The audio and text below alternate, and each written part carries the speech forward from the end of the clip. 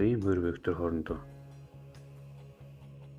коллинар буюу параллел байх гартаагүй бүгд хүрэлцээтэй нөхцөл нь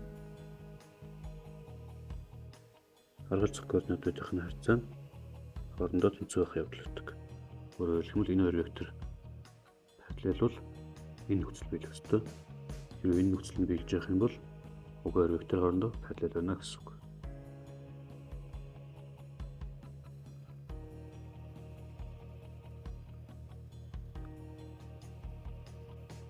За энэ хоёр вектор параллел бол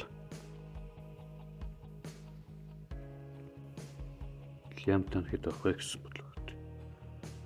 За дээр заасан нөхцөлөсөөр 2-ыг 6-аар харьцуулсан харьцаа бол лямбдаг 10-д харьцуулсан харьцаатай тэнцвэх ёстой.